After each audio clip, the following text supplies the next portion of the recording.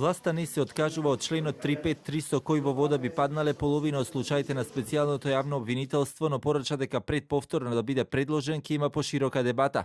Сепак случаите на обвинителството на Катица Јанева ниту денеска не останаа нечепнати.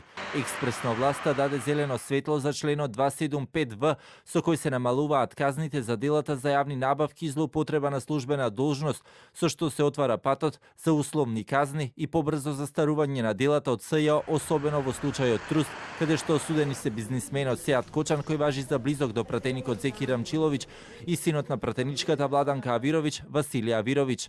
Власт експресно ги изгласа, откако опозицијата ја напушти седницата. Ве замолувам кога ќе завршите по расправата по таа точка да не информирате дека сте завршили, да не ги протрчате наредните точки, затоа што во наредните сакаме да учествуваме. Во ред. Ги информирам и задолжувам службите на Комисијата за политички системи и односи меѓу заедниците, веднаш штом завршиме со првата точка, пратениците од ВМРО ДПМН да бидат известени за тоа и да бидат причекани пред почетокот на следната точка. Измените на спорниот член 353 вчера во фотофиниш беа повлечени. Кога власта планира да ги активира повторно е неизвестно.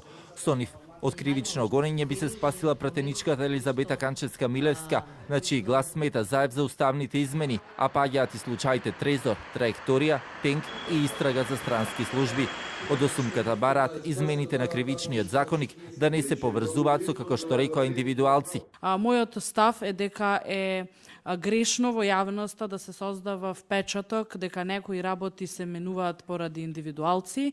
Да се даде прилог и од медиумите за оваа работа да биде стварно во уреденост како што е потребата од уредување на ова кривично дело, за да не биде форма и да не биде еден отворен простор за политичко пресметување. Клучна измена во овој кривичен законник е измени и дополнувања, се однесува на криминалот од омраза, за кој што знаете дека веќе подолг период се водат дебати и во смисла на потребата од вметнување, значи и на посебни одредби кои што се однесуваат на криминалот на омраза.